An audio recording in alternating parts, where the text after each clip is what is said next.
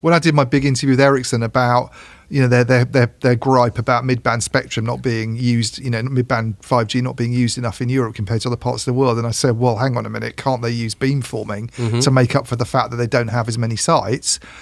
They basically went, no. That's not the answer. Now they would say, again, you could say they would say that. So it helps propagation, but not that much. They might say that because they want to sell 5G base stations, don't they? There is that. And they want densification, but the Chinese have got a very dense network. The South Koreans have got very dense networks. The Japanese have got very dense networks. They're not saying we can use beamforming to get around problems like that, are they?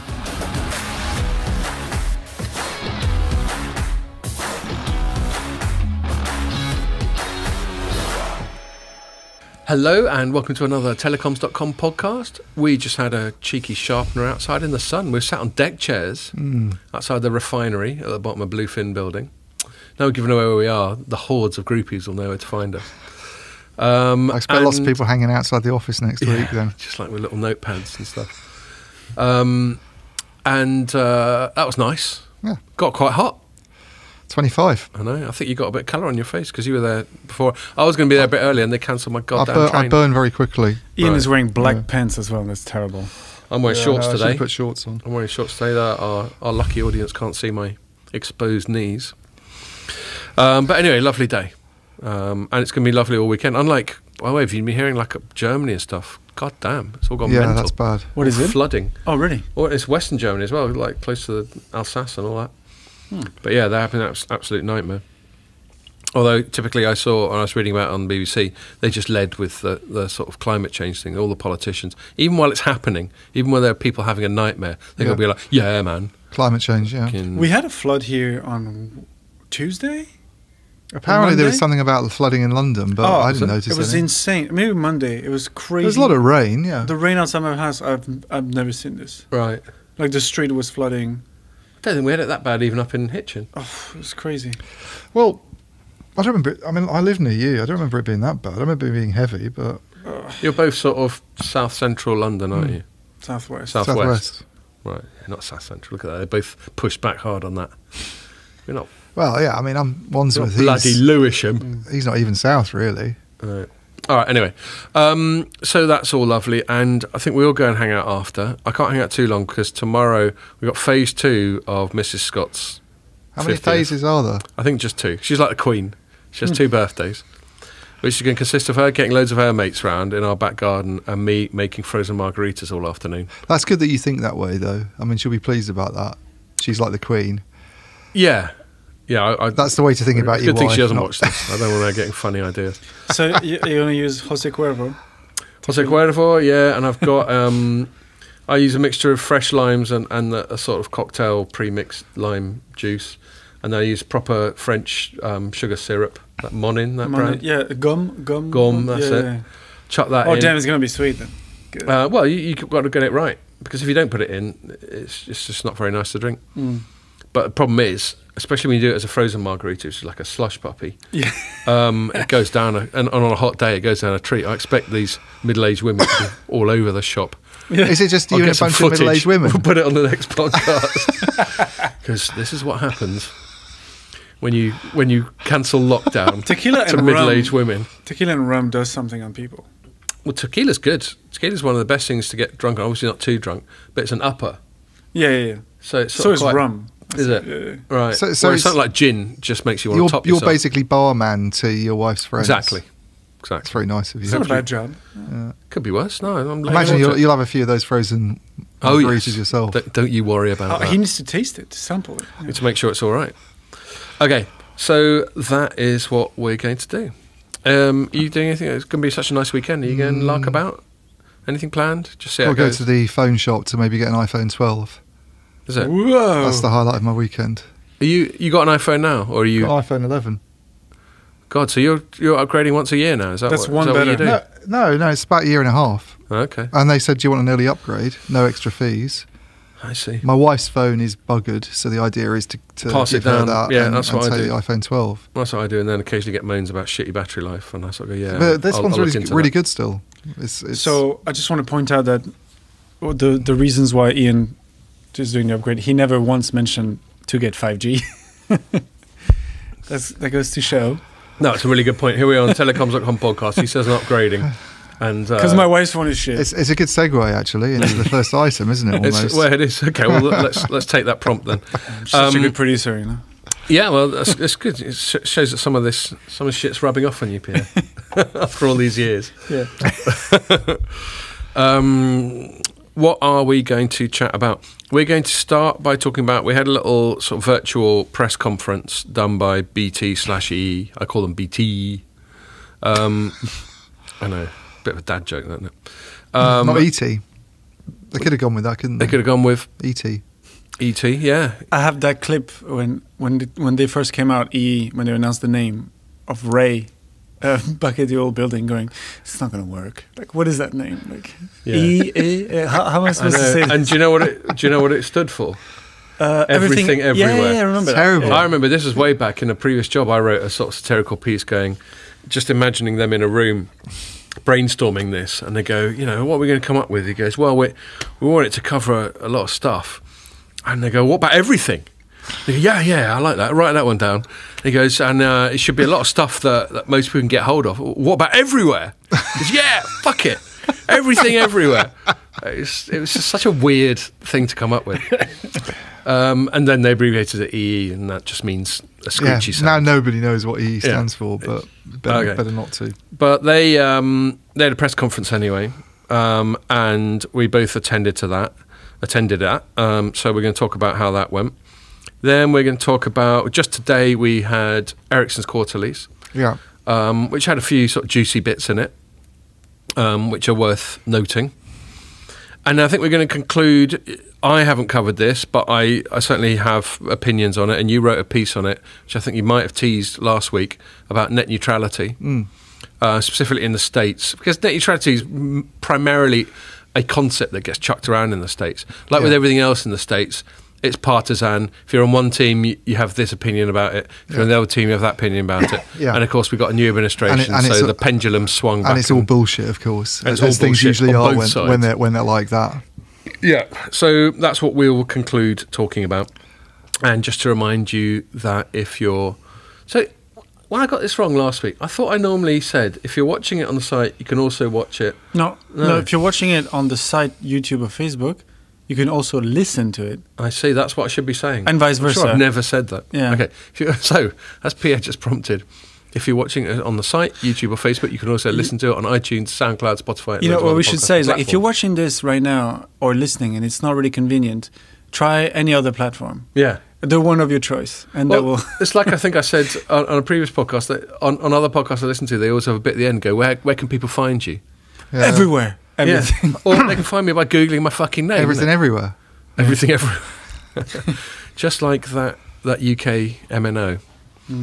So there we are. I've done my bit now. It's because I just noticed like a lot of people listen on SoundCloud, and I'm like, that doesn't seem that convenient to listen to a podcast. Surely they should. But I think it's indirectly. Like I use an app called Podcast Addict, and it's a sort of aggregator, so it pulls in the podcast from wherever they're originally published. Oh, okay. As long as they are published, like I can't do Rogan anymore because he's exclusive to Spotify. But as long as it's public on something like SoundCloud, then it finds its way into this. Aggregator. Yeah, if it's not walled garden, it's not paywalled.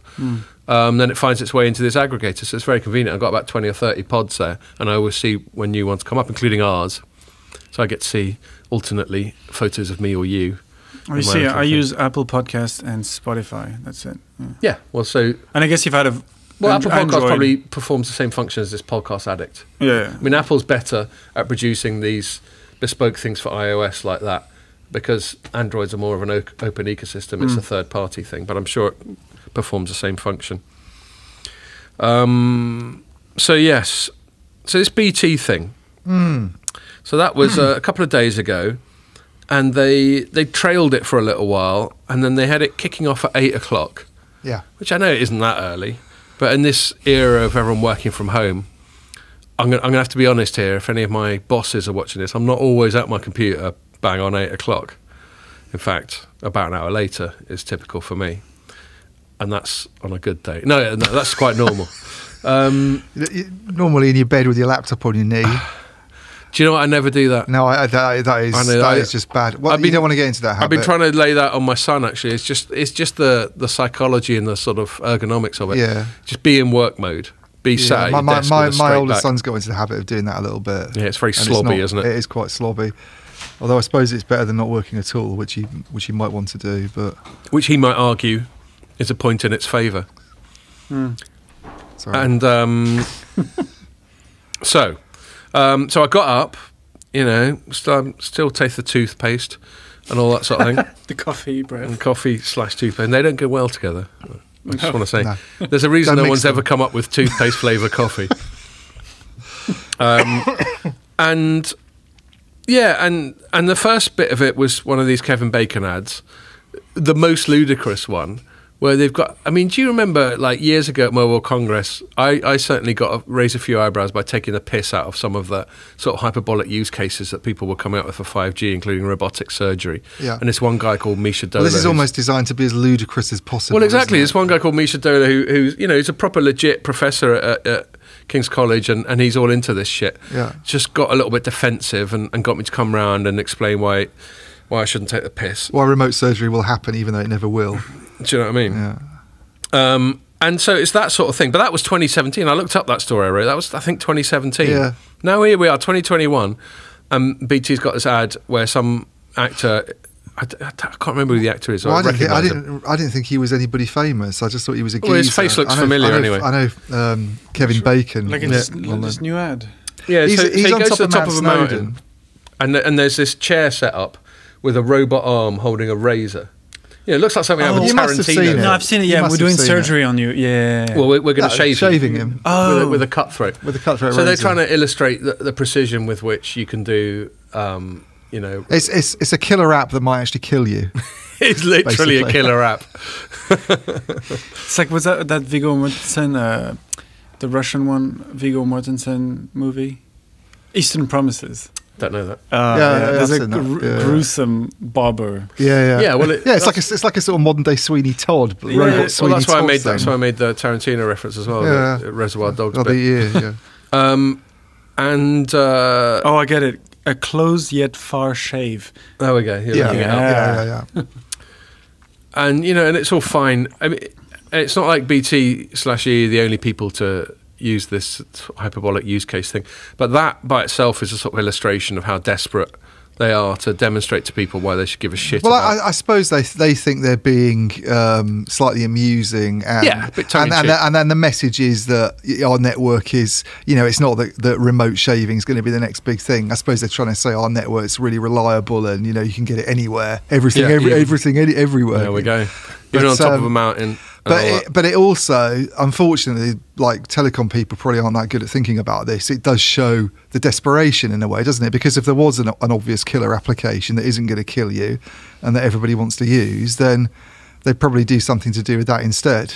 So it's there to be. It's almost there to have the piss taken out of it. Unfortunately, Well, exactly. Which I got to admit, I didn't read your full bit. I had a little. We were having a little chat while things were happening over instant message, but I didn't read your full write-up. Here's the question. Yeah, I mean, I went mainly with the. Sorry, Pierre. Go on. No, it's a stupid question.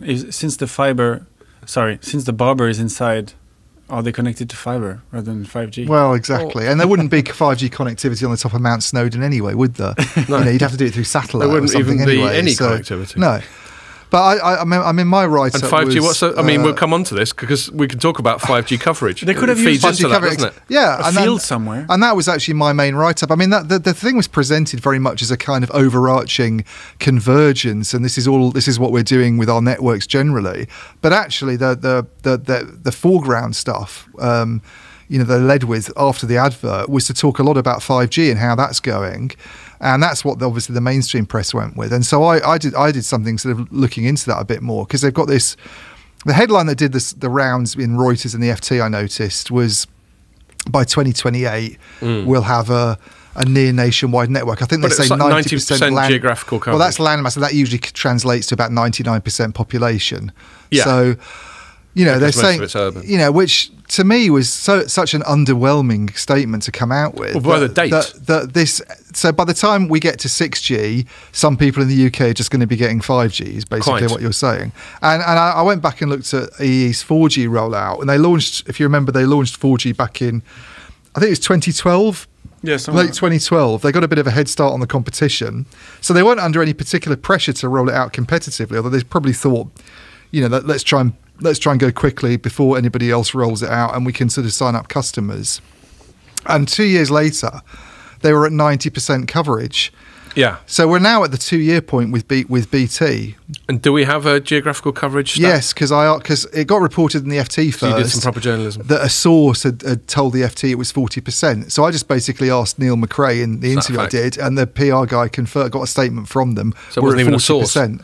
Well, I mean, we didn't have to anonymous source it. I mean, whether they'd have told me if the FT hadn't already reported it, I don't know. But so credit to the FT for having someone. But they're basically at 40%. Now, credit to BT. Nobody else has come out with any stats. And I went and asked Vodafone, Jamie, O2. O2 didn't even respond. Jamie said he'd get back to me. Hasn't done yet. Oh, and Jamie in the shit. And three we can't go out for a beer with them. And three said we're going to say something soon. So none of the others have actually come out with any population stats at all. Yeah. All they've said is what the general practice has been with 5G is to list all the cities and towns where you've launched 5G. And as BT reasonably points out, that means you could basically just stick a mast up there and say that you've got 5G coverage. And they've actually always been a bit more transparent on this front anyway. They've always had these criteria they attach when they announce a town, that they have to have... Yeah. It has to be a place with more than 10,000 people. They have to have a mast in the city centre, and they have to have more than 35% population coverage over the area. I think they might have either an indirect or a direct pop at O2 on that. Yeah, probably. Because O2 has these 5G maps. Oh yeah, no, for O2, there's a little while back, I won't name him, but one person within communications at BT occasionally would send me these emails when O2 had just gone, we've just launched 5G in Southampton. Yeah. And he'd just go, check out O2's own coverage map for Southampton, and it didn't have 5G in it. Yeah, and they showed one, didn't they? The BT next to another company, which might have been O2, yeah, with exactly. So with them looking very good. Because the first half of their presentation was all about them saying we're better than everyone else. Yeah, basically. and I actually think they've got a point. It looks like, I mean, the fact that they're prepared to put a number next to the 5G coverage, and then you go, and then I went and said, look, they've said it's 40%. What's yours? And no one wants to say. Well, if it was better, they'd say, wouldn't they? You'd think they'd go, we're at 45% yeah, at least. Even if it's 40, so basically, I think what we conclude is that BT has better 5G coverage than any other operator in the UK. In the absence of any... So nowhere, what we're saying is that nobody has better than 40% coverage. Yeah. And it's now 2 years into the rollout of this technology. At the same stage in 4G, we're at 90% with EE's network. And other people were rolling it out by then anyway. And I said to Neil McRae, well, why is this Are you sure we were at 90% geographical coverage within 2 years? 90% population coverage. Well, let's make sure we're comparing apples with apples. Well, that wouldn't because they were talking about geographical coverage for this 2028 thing, weren't they? Yeah, so the geographical coverage by 2028 is to be 90% land mass, which would be, I think that would probably be most of the population, basically. Nearly that would be almost all of it, yeah. So yeah, all right. The figure that I got from them about where they are in terms of population coverage at the moment is 40%, right? And nobody else is prepared to say where they're at. So if we translate the geographical coverage to mean 95% population coverage, let's say, or 99%, then but forget about the geographical coverage. The figure of 40% for pop coverage that's what EE was saying for pop coverage. 2 years later was 90%. Yeah, fair enough. 2 years after EE launched 4G, it was at 90% population coverage. So less than half. 2 years after BT's launched 5G, it's at 40%. Yeah. And the question is why? Why is it so slow? So why do you think? I asked Neil McRae, who's like their chief network architect, why is it slow? And he said, the first thing he said was, well, COVID's hit us pretty badly. Now, I take that on board. You know, COVID, it's probably been difficult to do things when network's been around. That pandemic's been around. It's not easy to go and do all the work that you could do. Fine, fair enough. He didn't say this, but I think that the whole Huawei swap out is potentially an issue for BT. You know, having said that, you know, it's not affected some operators perhaps as much as it has. BT has it. I mean, O2 had virtually no Huawei equipment in their network at all, and yet they're no, we know EE is more exposed than anyone else, don't we? But the other thing he said was, well, hey, look, 4G and 5G, 2G and 3G technologies are a pretty crap substitute for 4G and 5G. Mm-hmm. We that big packet switch transition that you had when you went to the 4G network that was done in sort of 2012, that was a massive step change. 3G was a hugely disappointing technology, basically. I mean, this is what Neil McRae was saying. Certainly for mobile internet it was. And he didn't say this, but the points he was making about it's a bad substitute, we did the big packet switch jump, reading between the lines, 5G just isn't needed, basically. There's nothing at the moment. And this gets to the stupidity of the advert. Who needs a remote shave on top of Mac? Even if it was something you could do, actually, even if the technology was there, who's going to go and have a remote shave on top of Mount Snowdon as like a killer use case? Nobody really needs this technology. Now, the operators might want to launch it and roll it out because there's some kind of benefits if they can. And they did talk about this in the press announcement about shutting down some of the older networks they've got. That was another shutting thing down, some people shutting down 3G, transferring spectrum, trying to save money. Sure, but they're not going to. I don't think they're going to race to roll out a technology that costs a lot of money to where you're spending a lot of money on the base stations and all the other equipment, and your ARPUs are basically flat, and nobody's in a hurry to get it. And the smartphones that are available are not that. They're not that compelling compared to the 4G ones, even though Pierre's gone out and bought one, and I'm probably going to go and get one tomorrow. How often are you on 5G, Pierre? I see 5G on my phone? Yeah. Quite a lot, actually. 3 got way better at it in the past year. What are the user experience benefits of having 5G? It's great to do a speed test. It gives good speed test. What do you get on a speed test on average? Can you remember? Well, downstairs, I remember I got like 750, 800 megs down. Wow, that is a lot. And then 200 And do you think, are there real life applications that would require that kind of bandwidth? No, I think I already talked about this on the podcast. When I tried once to download a podcast, which cannot be more than, 300 megs. Yeah. And it took like 3 minutes.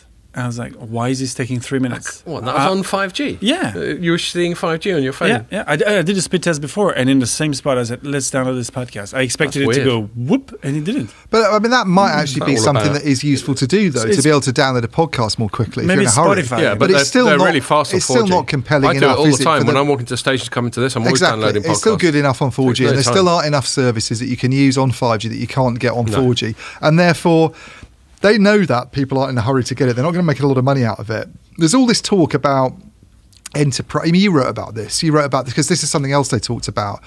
That people keep going on about ad nauseum at the moment, actually. This rollout of 5G core. Nothing makes me yawn more, actually, than when operators start talking about we're launching standalone. Right. Standalone, so you're thinking 5G about the KT thing I wrote. Yeah. The standalone 5G. Oh, Jesus Christ. It's the most boring issue there is in telecom. Why is it boring? Isn't it central to our industry? It's boring. Well, it should be central. If someone can explain to me why I should be excited about you. Look, again, from a cost savings perspective, I can understand. There's 2 reasons why BT wants to do it. One, it's got a dodgy Chinese company in its core at the moment. And it's been told by the dodgy, so we're told. Dodgy according to the government. Yeah. So it's been told by the government that you need to get rid of Huawei, which currently provides its 4G core that it's using with its non-standalone 5G service. Therefore, it's under pressure, actually, to switch to a 5G standalone core. And this 5G standalone core is actually something they can put all the traffic on. You call it standalone, but it's something they can move everything onto in the future, according to Howard Watson. I talked to him about this in the past. So the idea is that you would move everything onto Ericsson's. It's an upgraded core. It's an upgraded standalone 5G core that you can move all the 4G traffic onto in the future as well. And you can then shut down your Huawei core. You can satisfy the government.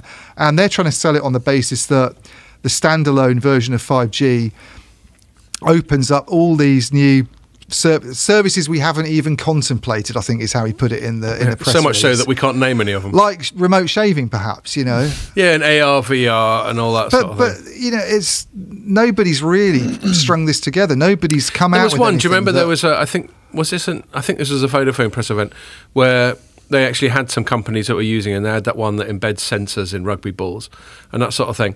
And you sort of think, okay, that's sort of, I can sort of get my head around that, and maybe you wear a heads-up display AR. Well, that was an Edge. That was an Edge announcement. Oh, that's true. It wasn't even specifically. But I think it's a fair point, because I think with the standalone core, it would be easier to do. There are latency benefits there, as far as I can gather. Mm-hmm. They can more easily deploy this. Lots and they was banging on about agility, how you can distributed cores, network slice and switch. Agility. Agility. You know, when people start using words like agility and flexibility and efficiency, it's when you start to think there's something here that isn't quite adding up. Yeah, there's you know, if this is a really shit hot service that everybody wanted to go out and buy, like a juicy donut or something, you just say what it is, wouldn't you? You just say, look, there's this donut that's absolutely amazing, and nobody's going to be able to resist it. Even though most donuts and there's no sugar tax attached to it either. Original glaze. It's an original glazed donut. There's no sugar tax attached to it. It tastes better than everything else. And each one comes with a free diabetic seizure. They say that, though, wouldn't finish they? that thought with the rugby thing. What was the thing? You wear glasses and what? So there's this company that makes sensors that they embed in like rugby balls and in kit that they're wearing, kit, basically. And it basically allows a sort of heads-up display, like an augmented reality view of the game, where you can see superimposed data, so you can see how far the ball's travelled, how quickly people are running, you know, how many passes someone's done.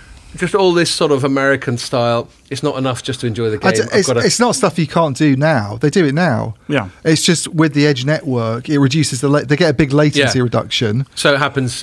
Quicker. It's better for them from a service perspective, and it's also cheaper. The other big attraction, actually, I think, which is far more than the latency side of it, is if they're relying on Vodafone and AWS to provide the service, they don't have to lug around a lot of their own equipment. Yeah, you know, they used to take server equipment around and set it all up, whereas now that these companies are providing edge services, they don't have to take their own server equipment. That is the real. That's the bigger benefit. That is the real mid to long term application of the extra bandwidth that comes with 5G. Is things like outdoor broadcast. Yeah, and just being able to, you know, just not having to have all that kit, because you know that you got the bandwidth to send it from a device as small as a smartphone to your sort of production suite, and then stick it up and share it with the whole world in real time. So I did a whole story on that Vodafone AWS announcement, which a lot of people, I heard that the feedback from that, you know, that little sort of session they did wasn't overwhelmingly positive, wasn't it? Well, a lot of people say they didn't think there was not you know, that much news in it. I actually thought it was really, really good. I thought that having that guy on who was from that company that you mentioned, the sports company, saying things like that, this is the attraction for us, that we can save money because we're not sending big teams out and lugging equipment around.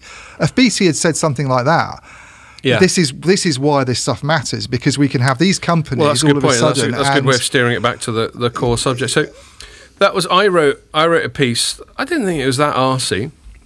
My headline, by Scott's standards. By Scott's standards, exactly.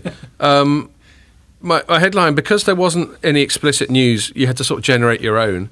And I went with just a little comment they made about Open RAN, which wasn't the main thing that they were trying to talk about, but they happened to mention that they're not that bothered about Open RAN. Well, you asked the question, I think. Well, I asked the question, but that was prompted by something they said at the end of their presentation. Yeah. Although, yes, a few other people ran with it, and certainly none of them went in response to a question from Scott at Telecoms.com. The fuckers. No, I don't really care. Go for it. No, I don't make a fuss about that kind of thing. I was pretending to be precious about it. Yeah, I know. But yeah, they said something at the end, and that sort of piqued my interest. So I just went, you know, asked some questions about Open RAN, and you don't seem that bothered. Does that put you at a competitive disadvantage? And the long and short of it, they said, was that they just don't think it's going to be a very big deal for quite a while. Yeah. Interesting, because Ericsson got asked the same question today. Oh, right. We can come on to that. Yeah, but you might I didn't write about it in my story. Well, they got asked by an investor, an analyst, someone from Morgan Stanley, I think, if everybody's doing these 5G contracts now, and we're still saying Open RAN isn't ready, isn't it going to be more of a 6G story than a 5G story? Which we've been saying for ages. And I need to write this story on Monday, probably, because I didn't do it in my main Ericsson thing. But Boyacom basically said, yeah. Right. So, but then, I mean, I think it's a good story, and I look forward to your writing it, but it doesn't surprise me that much. No. But although, having said that, you know, and I'll stop it there because I don't want to jump the gun on the Ericsson segment. But having said that, on one level, you'd think it's not surprising for Ericsson to be cool on Open RAN because, as we know, it's actually an existential threat to them. Yeah. On the other hand, people like Ericsson and Nokia are going out their way to pretend that they're well into it. Yeah, so it is a story. Yeah. It is a story. There's your angle, mate. I've basically written it for you. You should pay me a commission. Yeah, I will. I'll get you some beers. Well, I've just nicked one of your punks, actually. But I mean, the other thing I would say about the BT thing is, you know, the I mean, it was played up as a sort of big convergence thing at one point in the press conference, and I don't really get it. You know, well, that was their lead. That was their lead angle. I don't wasn't really it? understand what this is. They talked about a converged network. And I know some other trade press actually went off on the convergence thing in quite a big way and tried and did stories based on that. But I don't really understand what this means. I mean, yeah, I get that you have an underlying network, you know, that your transport network and your core and a lot of the IT systems. The idea is to get rid of silos and have one thing that supports all the access technologies. Yeah. So you're using the same systems to support fiber, to support Wi-Fi, to support 5G, to support anything you might offer to consumers. Great. That's great. But that's an efficiency story, right? And it's obvious you'd try to do that. It's an efficiency story. That's not convergence. Convergence to me is and they've tried to do this before. Howard Watson has gone on for years and years and years about, you know, we can provide services to people that jump from Wi-Fi to Wi-Fi, Wi-Fi to fiber to 5G to whatever it might be to satellite, and people won't even notice. Now that's proper convergence when you're moving around. Well, I think someone in the Q&A moves. I think someone in the Q&A explicitly asked. I think Mark Alera but they didn't explain how that's going to happen. No, it's never and they said to Mark past. Alera, "Are you going to have?" Because the vision is this sort of just connectivity. Yeah, you don't think about. You don't think about buying a 5G subscription. You don't think about buying fiber. You're just going to be connected. And Mark Alera sort of went, we're definitely going to get there, but not yet. And there was no explanation of it at all. I mean, to my shame, I didn't actually ask Neil McRae about that because I ran out of time. You know, you get half an hour with these guys. I did want to ask him what do they mean by convergence but I was busy asking him sort of Open RAN questions because you'd brought it up. So and other stuff. And actually, here's a little bit of sort of inside. Thing. In my story I wrote, this is how did I frame it? I said this is, quote, "I think there will be a lot of 5G Open RAN stuff and it will phase into the next generation networks and actually touch the network in other places," said BT chief architect McRae. God, I didn't even put his first name, I've only just seen that. Makes him sound more Scottish. Yes, in a subsequent interview I said. And the subsequent interview was actually Ian's interview, and he just sent me the transcript that concerned with Open RAN, and I just nicked it off him. So now people know our little secret. Right, it's kind of one direction. You don't often get stuff off me, but there we go. But I quite often link to you as well. So you do. But I just thought the whole convergence thing was they sort of did themselves a disservice really by not really explaining it. And they've tried to do this in the past. I remember years ago there was this thing where, if you're on a Wi-Fi network, for instance, on your phone, and you go out of the house, and all of a sudden you're going onto mobile, you're going onto the 4G, there's this handover that doesn't really work, it sort of drops the connection. Yes. And I think one of the things with convergence is that it would try and make it seamless, and it never really seemed to happen. And they're a long way from being able to deliver that, otherwise they'd be going on about it. So I thought when this announcement first came out, it's going to be something to do with convergence, I thought we were going to say something about this, because that's proper convergence, like technology convergence, isn't it, from a consumer perspective? And they didn't bring it up at all. They didn't mention that at all. So quite a lot of mine was like, what was the point? And they were going on about convergence, but they didn't really say what it meant. And I had a suspicion of what it was, and it got confirmed when a analyst friend of ours, he's been on the pod, Paolo Pescatore, got in touch. And he gave me a quote, which I thought it was good enough for me. I thought it explained why they'd done it. And so he said, BT is going on the charm offensive in the wake of the O2 and Virgin Media coming together. Yeah. Well, that's what I said in my story. Right. Well, good for you. Like I said, I didn't read yours. Sorry. And I mean, nice, good for Paolo, but it was clearly we're here and we count, and this is an opportunity for us to show our network's leadership. Exactly. Now, probably they are actually ahead of the others. I think so. I mean, the other quote I attributed to Paolo. Paolo did this thing of he sort of sends out quite a lot of quotes and says just fucking I know, yeah. And the other one I picked of his quote spam was, quote, "A long and painful road awaits O2 and Virgin Media integrating their cable and mobile networks." So, so he's juxtaposing it. And I think he's right in that he's saying BT's just going, all right, they've just merged. They're another converged operator, but we're the daddy converged operator. It's basically I mean, they've got. That is a good point that he's made, because they're several years into this now, and a lot of the stuff they're talking about in terms of the underlying. If they mean convergence, like we have one IT system and one core and one transport network that supports all of this, then you'd expect them to make quite a bit of progress on that front and realise efficiencies that way. And that's a job that Virgin and O2 are going to have to do. They've only just started, and even then, it's going to be difficult because Virgin's network's not as extensive. So they're always going to have to rely on BT anyway talking about other players. I did think another thing. I think I alluded to it in my piece. So they're going on about converged, but a year ago we were hearing about how completely autonomous from BT OpenReach was. Yeah. Now, without saying it, they're basically sort of bringing them back to the corporate bosom, aren't they? I mean, I suppose your IT systems aren't OpenReach, and some of the transport stuff perhaps isn't OpenReach, but a lot of the fixed line access network, then it's an awkward one for them. I mean, the whole claiming OpenReach it as their own when it's supposed to be an autonomous wholesaler. The whole OpenReach is a total fudge. It's like one of those things people don't want to. It's one of those things people don't want to admit to. Actually, let's not admit really OpenReach is part of BT. It's like we've dressed it up as much as possible to look so different. Transparent even when it was happening. Stick a dress on legal it and autonomy. make it look totally different. Give it a different HQ. Give it a different CEO. But who can sack? We've had this before. Who can sack Clive Selley? Exactly, and he's on the same investor calls that his boss is on, and answering questions that get put to him by his boss. Idiots, so, I think the other thing that's a bit weird is, I don't know if this is just an aside almost, but I don't like the way Mark Alera seems to be so cosy with some of these analysts. Did you notice? I mean, maybe it was just me, but I didn't catch the kind of reading of, we've got a question here from so and so. Oh yeah, all right, hi, all right, mate, how's it going?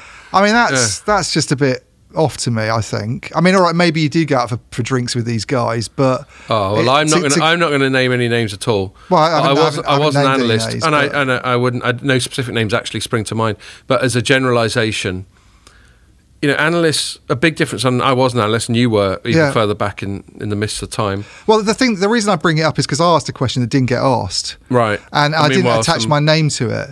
Oh, didn't you? Yeah, because I think it's not relevant. It's a question. I'm on the call. I don't need to attach my name to it. I suppose so. And I noticed that the guy who's asking, I don't know who that bod was. He was actually reading out the questions. I'm not sure who he is. Presumably someone senior in investor relations. Was he? No, it wasn't Alex Jackman. No, right. But he seemed to go with. It was almost like he was prioritising mates of Mark Alera. Quite possibly. Analyst mates of Mark Alera got the questions. So asked this is a broader issue in journalism, in public information in general. Yeah. And I'm not saying analysts are corrupt, but what analysts are more commercially dialed in than journalists. Yeah. There's less of a separation of church and state. I mean, to me, I sent a question in on the form and I didn't put my name on it because I thought it's not relevant who I am. You should look at the questions and ask the questions as they come in. If you had, it would have got answered. Ask the questions in the order they come in. And make a decision about which is the most interesting question. Don't ask questions because it's someone who's Mark Alera's mate, who's an analyst who's written nice things about BT in the past. Totally, I completely agree. I do think if it had been Ian Morris-like reading, they would have answered the question. Well, but it shouldn't have anything to do with that. Because you're like fucking reading. Nobody was on that call who's Joe Bloggs, who does plumbing in his spare time. Exactly. And he thought, I want to get on this call because I'm really interested to know about BT's convergence strategy. There are all people who cover this stuff. Fair point. For their sins. So that was that, and so we weren't sure what the point of it was, and then we got the Open RAN thing where they sort of basically admitted that they don't think it's a very big deal. Now, there were a few reasons why I didn't think it's a big deal over and above the fact that it just isn't yet. One was that they're a bit preoccupied with this Huawei swap out because they're more exposed to that than anyone else, I think. Is that right? 3 maybe? I think they're certainly a lot more preoccupied with it than O2 because O2 doesn't have any Huawei equipment. I think they've got like several sites that they've used for trial purposes with Huawei. They've not got any real sort of Huawei. So they've got a lot of work to do. So they've got work to do there. 3 has as well, and Vodafone has. So yeah, okay. I mean, look, BT probably was more reliant, I think, on Huawei than the others. I mean, 2/3 of its network, as I understand it, of its radio access network was Huawei supplied. So the core as well. Yes, so they say they're preoccupied by that. They've also said that they've got this emergency services contract, and so they've got to make sure. Yeah. And I thought that was an interesting one because they've got to make extra sure that it's robust. Because obviously, with emergency services, you can't have an ambulance not being able to get in touch with the hospital and say this fucker's head's falling off or whatever. Yeah. And, that says something that's normally unsaid, that is questions about the robustness of Open RAN, just by virtue of it being new. Yeah. So I thought that was all fair enough. And then what was unsaid but was implied was just like, why bother? What's in it for us? Yeah.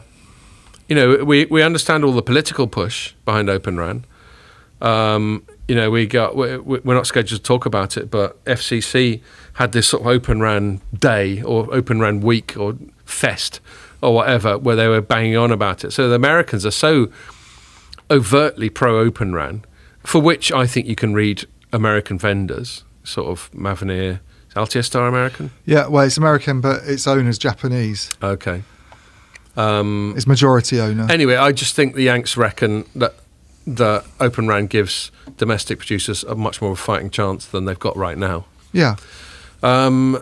So that was what I took from that, and that was my headline, was like, Open RAN not a priority. A couple of other people went with that. What about you? Any other sort of takeaways from that thing before we move it on?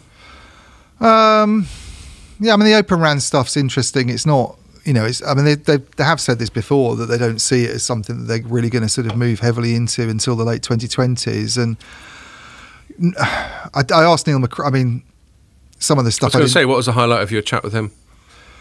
Well, I talked to him a lot about the actual progress of the rollout, and the stuff we've just talked about in terms of them, not the 2028 and all that. The 2028, and him saying it was, that they've been held up by COVID, but also, implying that people don't need it as much. On Open RAN, he did make a couple of interesting points, because I said, is this actually a 6G story and not a 5G story, given what Howard Watson's saying about it not being something they'd use until the late 2020s. And he sort of went, well, wouldn't go that far, and we are actually investing in it quite heavily at a trial stage, and they're looking at... Well, they can always talk about their Ipswich, their Stroll Park thing. There's two things they're interested in using it for. One is small cells. They're kind of related, I suppose, and one's what they call neutral host stuff, which I find quite interesting, the sort of neutral host angle. I did write a story on this that was a slightly obscure story that maybe got lost in the mix this week, but because to me, neutral host is... I don't even know what that means.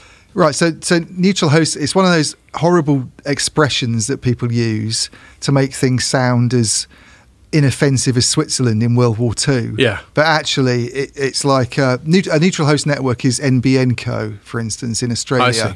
So a proper wholesaler. Or Cellnex is a neutral host, right? Right. What's happened with Cellnex this week? They've just been sanctioned by the CMA in the UK because their takeover of 3 equipment looks like creating a monopoly, or on the infrastructure side. On the infrastructure side, which is something I've been writing about this for about a year. That Cellnex, they're just buying everything, isn't it? Cellnex on this march through Europe to buy all these towers and take over all this service provider. Everyone's like, equipment. Nice one, Cellnex, go for it. And the story's been, isn't this a great growth story? And it's like, hang on a minute, aren't we creating a sort of infrastructure monopoly by allowing And the Italians 2 months ago went, actually, if this deal goes through with 3, they're going to own 70% of the towers in Italy, and pretty much the UK's Competition and Markets Authority said a similar thing this week. Let's just recap anti-monopoly stuff 101. Yeah. When you've got a near monopoly, it puts you in such a strong negotiating position that you can rip people off. Exactly. And so neutral host actually is one of those expressions you need to be a little bit wary of. Anything that allows, just because it's neutral host doesn't mean you'll have a monopoly, but anything that allows big companies to pool resources and share equipment is a step towards less competition, basically, on the infrastructure side, and that's what neutral host is. So when Neil McRae started talking about neutral host, the way BT means it is, I think, campus area networks, for instance, where they be able to provide the infrastructure, but other service providers can come in and use it. But Orange has talked about using Open RAN to do things like network sharing on quite a big scale.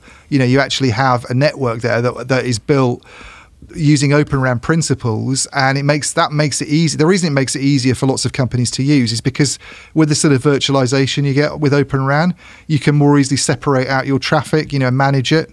You can sort of manage your cloud network functions on a kind of shared infrastructure more easily, basically.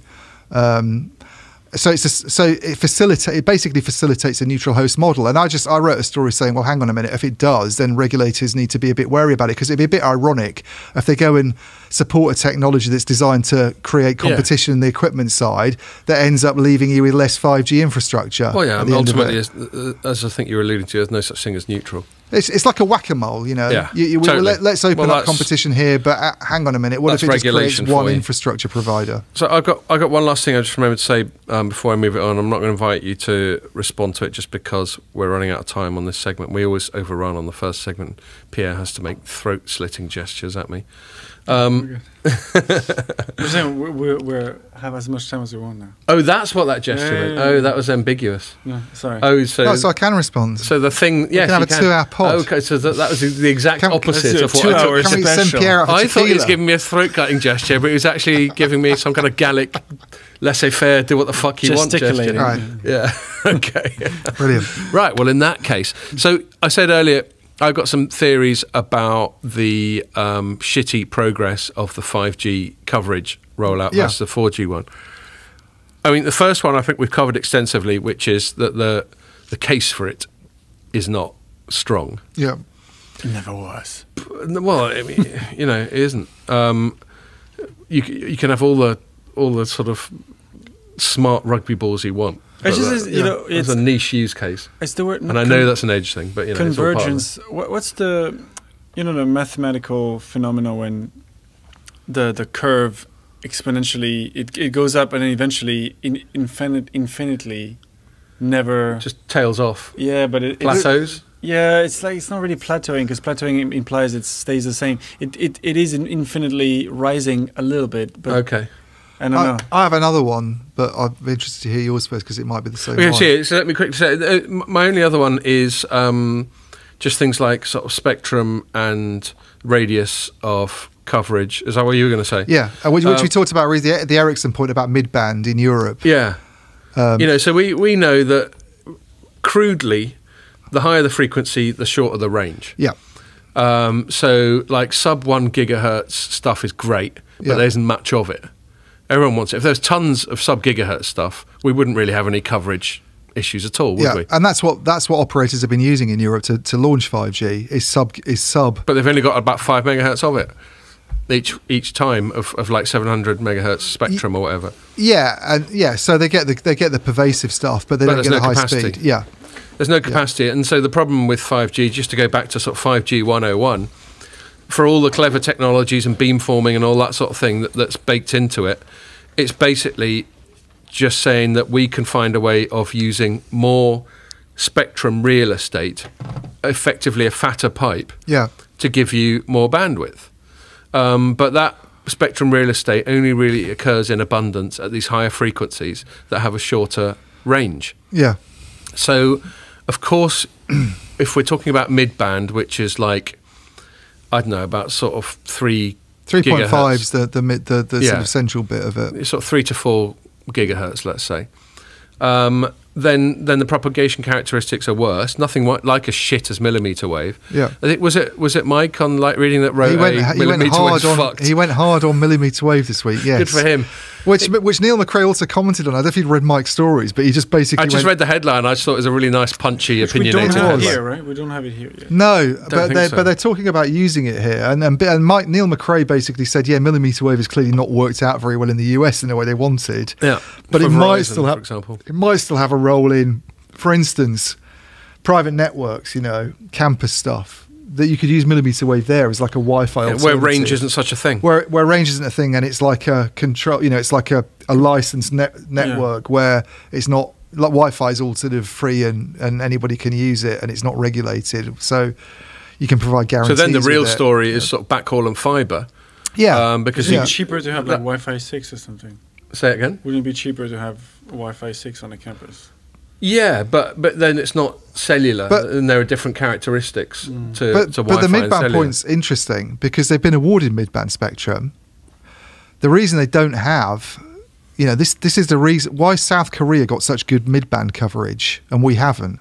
Why can they claim to have 90% population coverage or whatever? Then I don't think they're at. I don't know what they're actually, but they must be a pretty high number actually because they've got loads of. Well, a lot of their data comes from population, which basically is Seoul. because that's where nearly everyone in South Korea Yeah, lives. but it's not just that. Right. Why, Ian? Tell us. So South Korea. So you look at KT. I think it's Korea Telecom probably. Yeah. Korea Telecom last August SKT. was No, that's no, different. not SKT. But SKT would be the same. He's getting cocky now. Korea Telecom has 81,000 5G base stations, which if you extrapolate that to the size of the South Korean population, it basically means the way they measure that is in terms of 10,000 people. So it basically means they've got 15 base stations, 15 5G base stations for every 10,000 people. BT's entire network, in terms of the number of masts it's got, is 20,000, which means the most it could do without densifying the network is 3 per 10,000 people. 3 compared to 15. Right. If you've got a network that's that, 5 times if you've less. got a network that's that dense, and they have this in China as well, you know, and you're using 3.5 gigahertz spectrum, you don't have an issue. You don't have a cell edge issue with, you know, not having coverage there because you've already filled in those blanks. They already had a denser network even with 4G. You get to Europe or the US is even worse, I think, where there just aren't the same number of base stations. The only way that they can use mid-band spectrum and get the same kind of coverage that they've got in Asian markets is to build a lot more equipment. And who's going to build a lot more equipment at the moment in Europe? Well, quite. You know? Especially when the use case isn't there and the ROI isn't there. And so that was another question I asked Neil McRae. What about densification? You know, what about adding in new sites?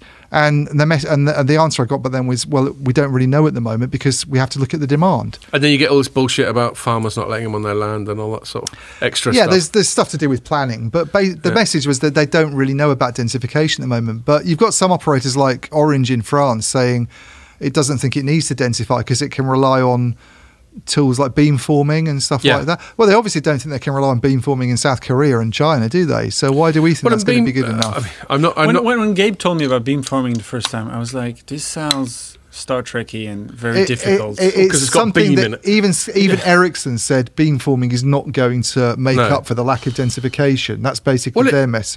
My understanding of it, and it's sketchy, but I suppose it's better than someone who doesn't write about this every day.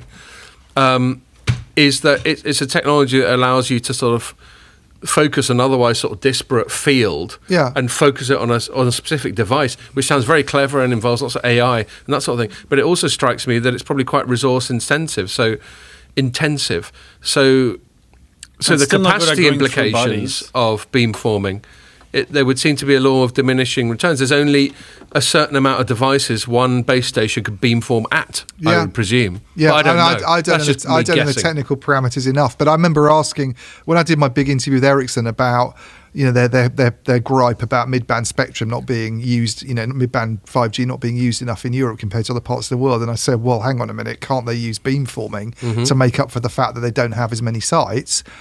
They basically went, no. That's not the answer. Now they would say, again, you could say they would say that. So it helps propagation, but not that much. They might say that because they want to sell 5G base stations, don't they? There is that. And they want densification. But the Chinese have got a very dense network. The South Koreans have got very dense networks. The Japanese have got very dense networks. They're not saying we can use beamforming to get around problems like that, are they? I mean, maybe they had them already with 4G for whatever reason it might be, but you know, we're in a situation where clearly coverage is not particularly good in the UK, and if beamforming exists at the moment, it's not making up for it, is it? And okay, so even though we're not constrained by time, we should probably wrap up this segment now because we've been banging on for about we were almost thinking that this BT thing wasn't going to be anything to talk about. Oh no, it's been plenty to talk about. No, it's good, and you know, just to sort of summarise, like the take we took where we thought the event itself was a bit of an anticlimax. It was in and of itself, in so much as you got the impression, like I had some people within PR ring me up because they read my write-up and they thought, fucking hell, Scott, you were really pissed off. I was like, no, I wasn't pissed off. I was just calling it like I saw it. Yeah. So there is a slight sort of communication challenge there of maybe if they got on the phone and just gone, look, there's going to be no news, this is just an update, then maybe I would have taken a piss a bit less in my write-up. But it is definitely food for thought, as we've just exhibited over the last 45 minutes. And the long and short of it is, and this certainly wasn't their intention from it, I think their intention was to say we're the best fixed and mobile provider in the UK, no matter what O2 and Virgin Media. Well, I think they probably are, actually. Yeah. I think that, if you look at the data... So in a way, it was sort of redundant, but they wanted to stress that point. But what I think they inadvertently flagged up, which they certainly didn't mean to do, is it was just a reminder that 5G is just nothing to get too excited about. Yeah, exactly. And that it's taking a bloody long time, and the reason it's taking a bloody long time is because nobody really wants to use it that much. And the pandemic Otherwise, they'd go for it, wouldn't they? The pandemic didn't help. For sure, the pandemic didn't help. But look, the pandemic's been a factor in China and South Korea as well, and they've managed to get 5G networks rolled out pretty quickly, haven't they? You know, all right, did those Asian countries cope better with it than we did?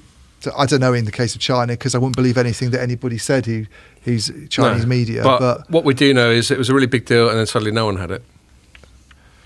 Anyway, all right, look, let's wrap that one up. And let's move it on to Ericsson. And there's a China angle there, so we can make more aspersions to the dodginess of their public data on there. Yeah, Chinese democracy. In fact, 5G is taking about as long as it took Guns N' Roses to produce Chinese democracy. Yeah, it didn't have all the people in it. There's a link. There's a segue for you.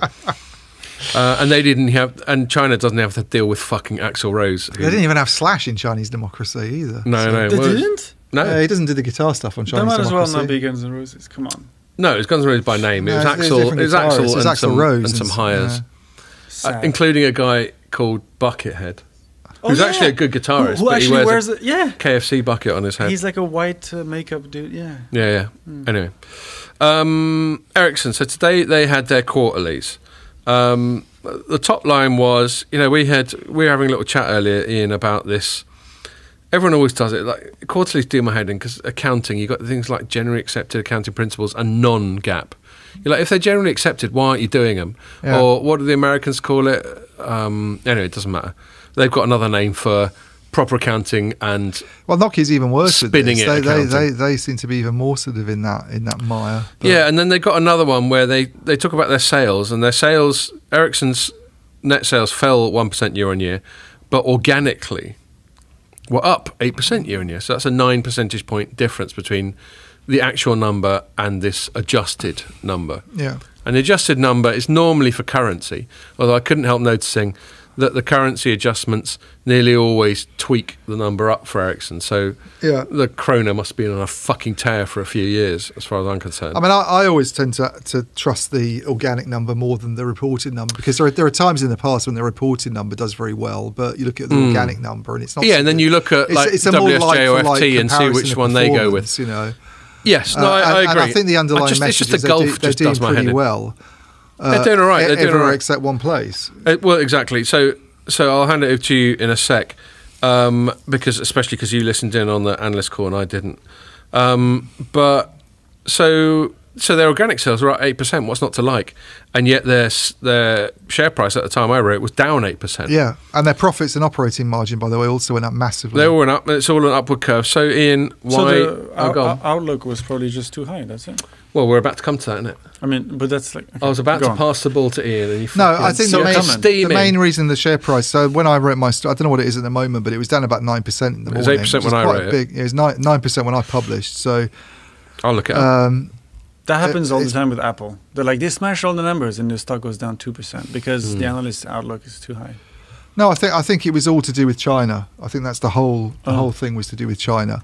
So they'd warned a few months ago that there was a big chance that, given Sweden's action to ban Huawei, still down 9% by the way now, to ban Huawei and ZTE from the Swedish market for 5G, that there was a good chance of retaliation. And in the first quarter, they were saying there's a good chance of retaliation. And then Boyakem got on the call this morning, and China sales have gone down by 60%. That's $400 million, by the way, $400 million. Well, Morgan Stanley analyst gets on the call and says it looks like, if this carries on, they're going to go down by about 800 million over the next 6 months.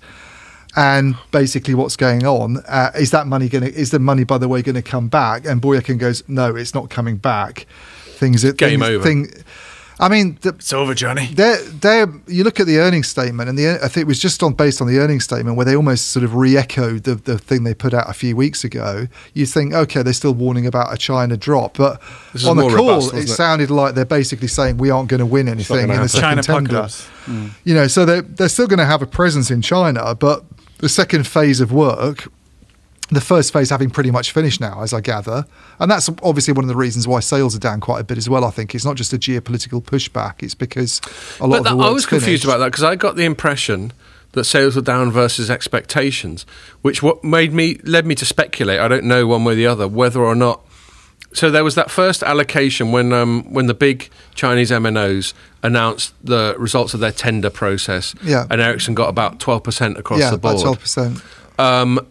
I just wonder whether they have even been able to fully fulfill that 12% that was announced, or maybe the CCP, the Chinese Communist Party, steamed in. Well, they're clearly expecting their market share to drop quite significantly. He said, you know, you should plan for our market share to drop quite significantly. It was basically what he said in the earnings call, and it looks like, you know, reading between the lines, they want to paint as positive a picture as they can, and it to me, my takeaway was that they're really on the ropes in China. It sounds like I wouldn't count on them winning another gig, though. I think what's going to my forecast, and I could be totally wrong here, but I'm going to stick my neck out, is that Nokia is going to pick up work in Tender 2 that Ericsson picked up last year. So whereas last year Ericsson got this sort of 11-12% share and the rest of it pretty much went to Huawei and ZTE, and Nokia didn't get anything at all, I think what's going to happen in phase 2 is that Ericsson doesn't really get anything and Nokia picks up work. I swear to God, I was going to ask you if Nokia was going to get this. And Huawei and ZTE kind of just sort of basically keep their market share, because I think that would suit...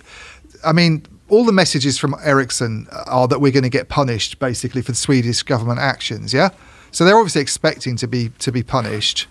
The Chinese themselves want to punish Ericsson because they want to send out a message that this is what we want to do to come to countries that treat us that way. Yeah. But they also want to. I don't think they want to show themselves to be completely cut off from Western vendors, because then that gives ammunition to opponents to say, well, hang on a minute, nobody can ever compete in your market. You're the one balkanising. Why should we be different? Yeah. And also the operators themselves, I think, don't want to be just reliant on Huawei and ZTE. I think they actually want a Western vendor in there as a kind of competitive, you know, a bit of balance. You know, it's good to have three players, obviously, the same as we want three players. Pierre's got his hand up. Yeah, my next question is, what's the Chinese presence in Finland? Yeah, well, but this is the thing, though, because Finland hasn't done what Sweden's done and said, well, they could do. That's true, they could do. But at the moment, Finland hasn't gone. They've kept pretty quiet, haven't they? I think they've been fairly quiet as far as I can tell. I did look out for it last time, and I didn't look for it today. I have to say what they've said recently, but I don't think they've ever gone, Huawei and ZTE can't operate in our market. Because would it be another short ride? Now, operators might decide not to use them anyway, but they've not actually said you can't use them. But this does coincide with Nokia getting its shit back together, and we should note that in this same week, Nokia came out with this sort of rather vague thing about how we expect to upgrade our outlook when we do our quarterlies at the end of July. Yeah, which definitely improved their share price. You did all right out of it, didn't you, Pierre? Their share price went up almost the same as Ericsson's went down, though. Yeah, something like that. Right. And so they're basically going, things are looking good. And so maybe they know something that we don't about this China deal. Well, maybe, but what we do know, which we've covered you extensively, is that Nokia's got its shit together again. I think Nokia's definitely... I mean, we talked about this a couple of weeks ago, didn't we? Nokia's definitely got its shit together. I mean, I think on the product side, they look... I don't know how base stations work, but you talk to people who look at this stuff and they give good base stations. And the specs look good on paper. It all looks really good. So people like Gabe confirm that. Exactly. Yeah. And I think that a lot of the problems they were having. So the reason they got cut out last year wasn't really to do with geopolitics. China obviously always wants to give most of the work to Huawei and ZTE. It always wants to prop up its own homegrown vendors, and there's never been the same opportunity for Western vendors there that Huawei's had in Europe, for instance.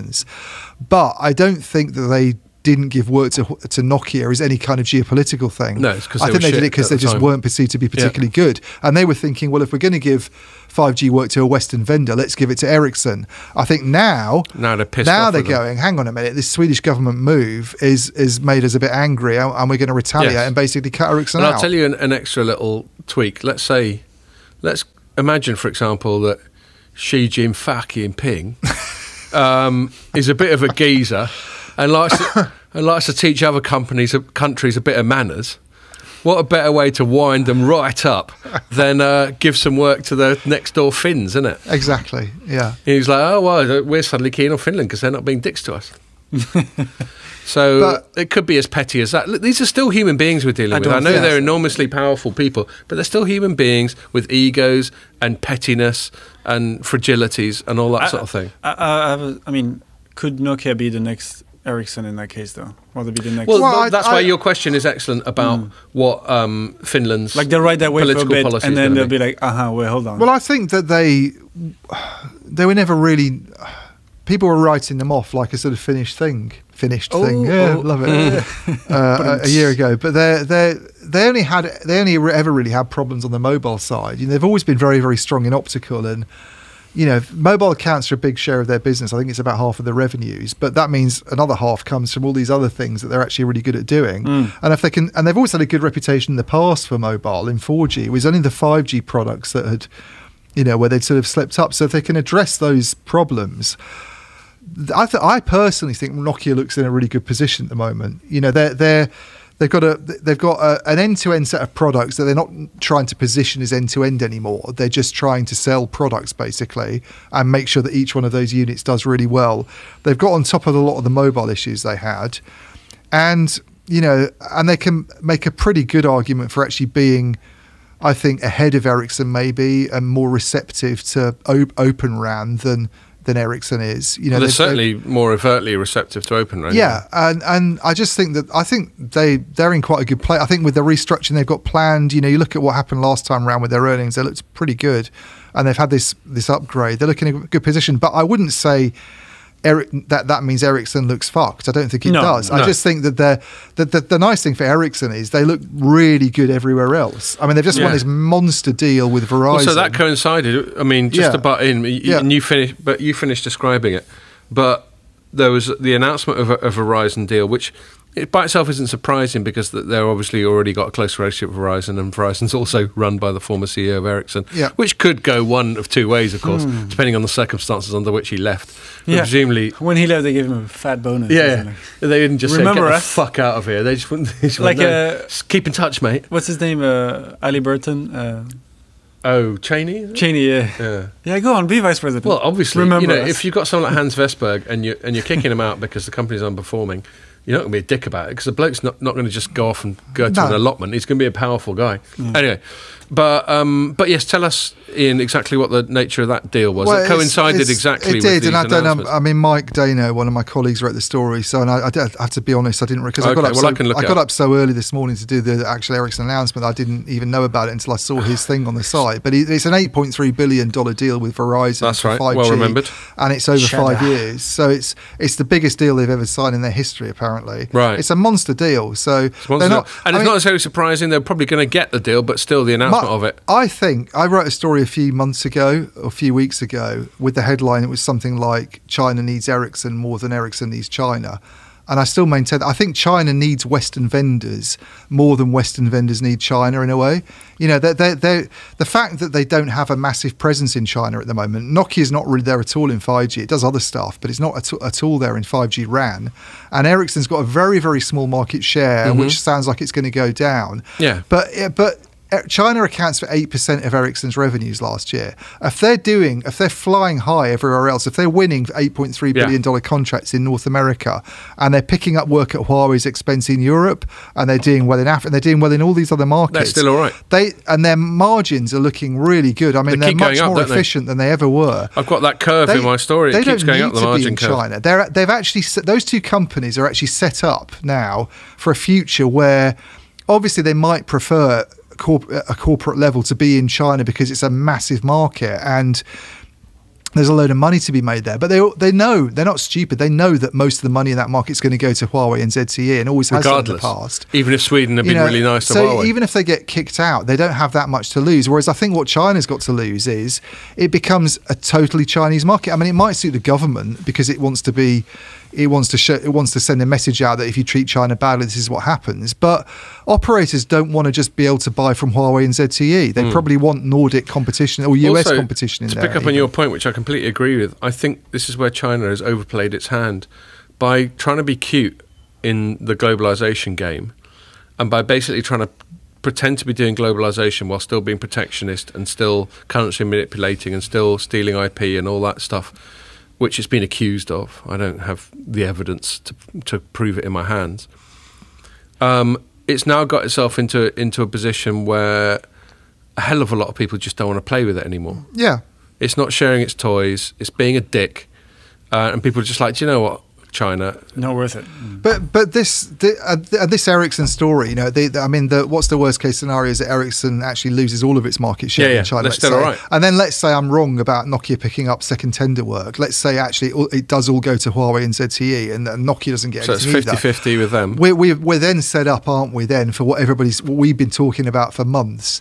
Total balkanization of the telecom sector, where the Chinese market has no Western vendors in at all, and then you can very easily see from there that it leads you into a story about the fracturing in the future, perhaps, of standards, and where a lot of analysts that know a lot more than we do about this stuff is already saying writings on the wall. 6G could be actually more like 2G and 3G, several standards for regional areas rather than this big global thing that 5G's been. And yeah, well, unless you've got anything more you want to add to it, I'm going to sort of my concluding paragraph on the Ericsson thing today, which someone on the comments has just approved of. So that's emboldened me to read it out verbatim. So I said, this is some of the strongest evidence yet of the full balkanization taking place in the telecoms and broader tech industry. China and the US in a race to become as autonomous as possible when it comes to technology and manufacturing, and everyone else is collateral damage, i.e. Sweden. This is good news for domestic companies as well as regions such as Africa that they both seek to bribe into allegiance. It's bad news for globalization, the free market and progress. I almost had the same ending paragraph in my story. No, I wrote something about the end of globalization, basically, in the end of my Ericsson story. But yeah, you can definitely see this being a sort of signal of where things are going, I think, with, regional standards. The momentum seems impossible to avoid. Look, and I don't necessarily completely lament it. I think globalization went too far. I'm a Brexiteer. I'm a fairly instinctively anti-establishment, fuck the man type of guy. The man. Well, these guys won't like 60s that. Way. The Ericsson and Nokia won't like it because they're globalized Quite. companies. But the problem with globalization, and this isn't a telecoms thing at all. And I won't go off on a big tangent. The problem with globalization is it does tend to overlook the man on the street. Yeah, it tends to be a very overarching, very grand concept where we all get together. European Union is a classic example of that. We all get together, but globalization and organisations like the EU or NATO or some of these trade treaties like NAFTA or whatever don't do a good enough job of selling it to normal people because, and there's two reasons. The biggest reason is because it tends to import wage deflation. Globalization, when we can outsource so much manufacture to China, even though it's halfway across the world, then a Chinese person in a factory in Shenzhen expects to get paid much less than an English person, even in a factory up north. Yeah. So that's importing wage deflation, and then there's the sort of the automation and the complete just getting rid of jobs entirely. So this is where globalization has done a very bad job of selling itself as advantageous to normal people as opposed to the elite. So I don't necessarily lament it. However, on the flip side, if that means that we've got this gross inefficiency of having two separate 6G standards where everything's duplicated, where there's excess redundancy built into the economy, that's also bad. So I don't know what the answer is. Yeah. Cool. All right. I don't either, so that's why I didn't comment. No, that's fine. It was also quite timely. We've already well over an hour in and we haven't done the third segment anyway. in the third segment, I will hand over to you because you wrote a bit on net neutrality, which is something we're really going to do a bit on this, aren't we? Because we've spent ages on that. Yeah, I know. And we're probably both getting to a time where we probably want to wrap it up anyway. Yeah, I mean, net neutrality is one of those long-running things that's been in, it's started in the US and never seems to go away. And and what does it mean? Recap. Well, basically, Christ, what does it mean? I mean, the definition the US government gives, because I did look it up, because I thought it was that the actual definition itself is so like bonkers, but it's you can't block, throttle, or discriminate against traffic. Right. And don't charge for the fast lane, kind of. Yeah, and that's the important thing. I think the actual discriminate against is not phrased that way. It's more phrased the way that Pierre just said it. And the story I wrote was very much based on actually the last bit of it, because the 5G business case if we've talked a lot about BT and how a lot of the stuff isn't really actually that interesting, is it, at the moment? One of the things that they're all really excited about and why they want this standalone 5G core, and they want to do all this, whizzy new sort of agility, all this agility and flexibility, is that they want this feature called network slicing. And the whole thing about network slicing is that it allows you to basically run like a multi-lane highway down your network, with each lane having a bespoke purpose, so without having to build physical lanes. To stretch the metaphor, one lane for lorries, one lane for vans. So it's more like a cheese string kind of. Yeah, maybe. Yeah, cheese string. Because they're cables. So. You can tell he's got young children. He knows about cheese string. They've never had that. No. So if the idea is that it's almost like a toll road multi-lane highway. Though, if you pay a toll, you get to go in the sort of really whizzy lane. So and it's not so much the traffic everybody. that's on it, but the speed with which it can travel. Well, or just different kind of characteristics. So one lane might be you can drive at 80 miles an hour. We're just going to keep torturing this metaphor. Another lane might be you can have 3 people in the car, and you can only have one in the other one. But the whole in point which lane is can you eat cheese strings? And then in the basic lane you can eat cheese strings. That's lane where you can drink alcohol. Yeah. We'll have that lane. But the whole point is that you can provide lots of different services over the same 5G infrastructure, and that people can pay different amounts for those. So, but also, that you can offer lots of different services, but you can also pay to make your bit of the network optimized to the kind of service that you want to offer. Yeah. I mean, I think network slicing is almost like a sort of enterprise sort of pitched thing at the moment, but it could have consumer relevance in the future. Well, people talk about online gaming and that sort of thing. You could pay for a premium. Exactly. It's a bit like, I don't know. Yeah.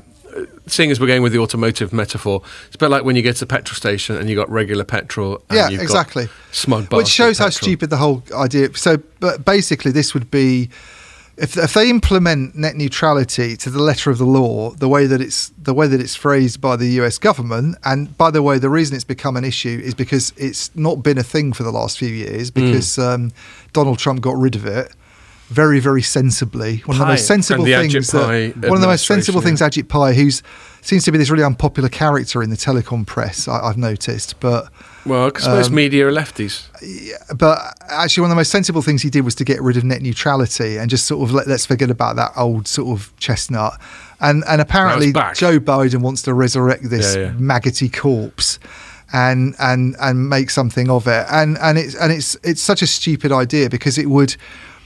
It would really affect that business. It would really affect the network slicing business case. Basically, if you implemented the letter of the law, it would disallow network. And the European Union ran into this problem a couple of years ago. They tried to get around it by fudging the description of net neutrality, and basically saying, "Oh, well, we'll allow specialised services," but what's the point of fudging something if you either have it or don't have it, And the underlying principle is that it should be the same internet for who it's quite a sort of socialist principle. It should be the same internet no matter how much money you got. Yeah, you shouldn't be allowed to go and buy better petrol at a petrol station. Yeah. You shouldn't be allowed to fly on an aeroplane and book first class tickets, because that's discriminatory. What about all those people in the economy class who don't fly in first class? Yeah, it's discriminatory. It's like banning private education or something. I think the reason it became an issue is because in the old days, the blocking and throttling side of it was a bigger problem. There was a time when operators were actually trying to provide applications and not just sell megabytes.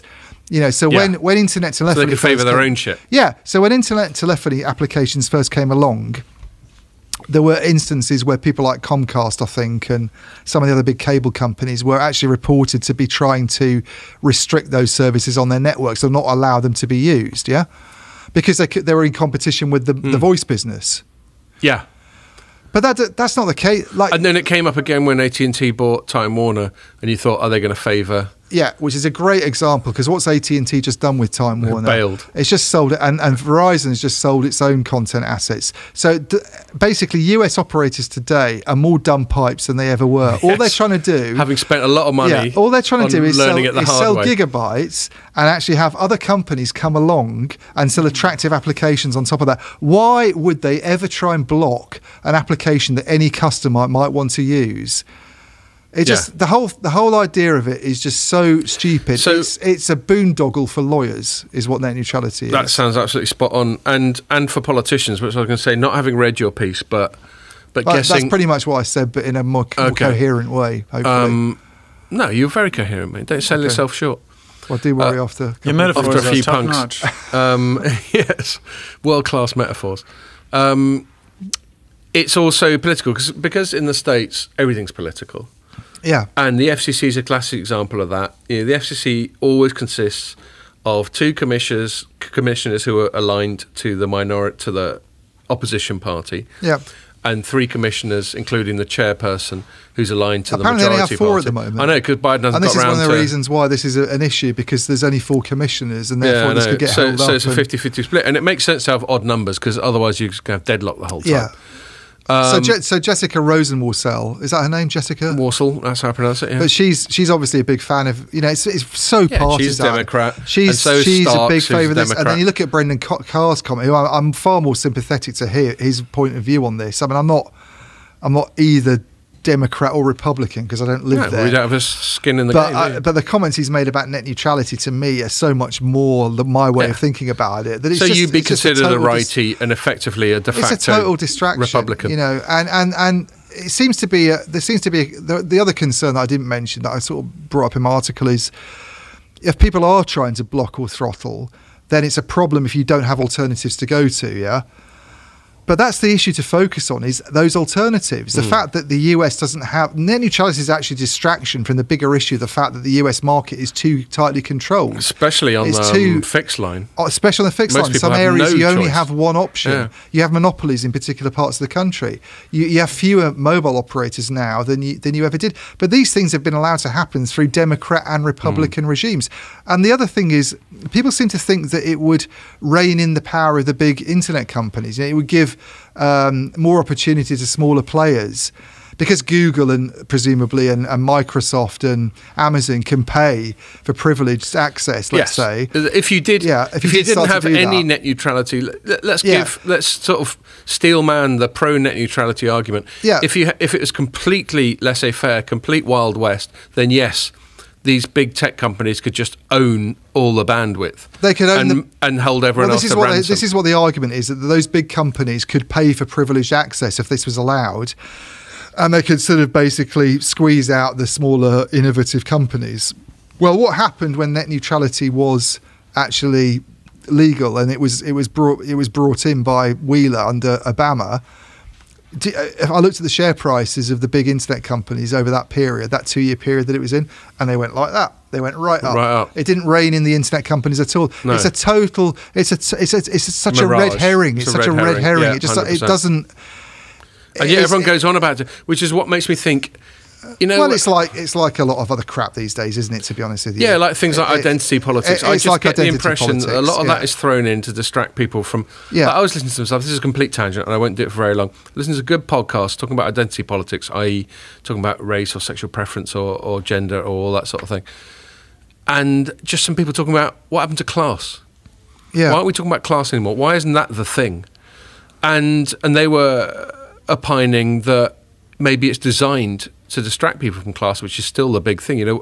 Could someone who's grown up in a relatively downtrodden working class environment, can they rise up to be whatever they want? Yeah. Or is there a glass ceiling according to class? Anyway, and maybe this is another thing that's like that. It's a distraction from these bigger things. It is a total get everyone banging on about net neutrality, which amounts to nothing. Yeah. Because there's no absolute... Did you say, yes, we've got net neutrality? No, we haven't. There's no... It's not like flicking a switch, is it? No. There are always going to be nuances and grey areas. So, yeah, I think I agree with you. I mean, it kind of cracks me up. I'm a big fan of America. I quite often slag them off in this podcast, but I don't want any American listeners to be under any illusions. Big fan of America. I listen to a lot of American podcasts. Which is most of them. I'm a fan of America. Yeah, which is most podcasts. I'm a fan of America about 20 years ago. No, I'm a big fan of it now. In fact, all the troubles it's going through right now don't make me any less of a fan because they're... Well, it's better than a lot of the alternatives. Yeah, well, it is. It's like democracy. They're kind of fucking things up a little bit, but so is everyone else. Yeah. And so, for anyone... They remain, ever since the Declaration of Independence, they remain the place, the sort of petri dish, the place at which liberal, open... democratic societies try stuff out. Yeah. I think they're getting a lot of things wrong right now. I think they're massively over-politicized, over-polarized, all that sort of thing. Well, and this is a classic example of that, I think. Net neutrality is just, and this is the sad thing about it, is that this is why it's so stupid and why they should just forget about it.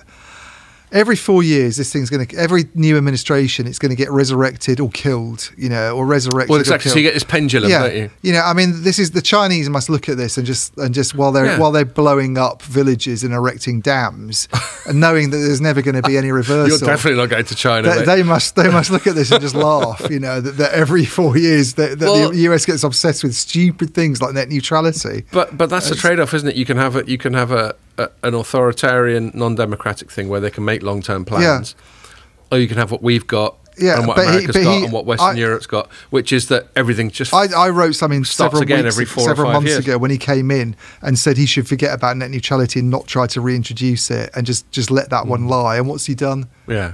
Well, he hasn't probably done it, but someone who works for him has. Yes. Okay. Well, I agree with you there. We should probably wrap it up there. We've definitely done at least an hour and a quarter, if not more. So that's good. It's a good chat, and this is our penultimate one, isn't it? Next week it's going to be our last one. Not ever. Yeah. I hope not. Don't despair, audience, and groupies assembling downstairs. So we better make that a good one. We'll either start early or not have to end it for any particular reason. So anyway, I'll wrap up there. Thanks a lot for listening, and make sure you join us for that one.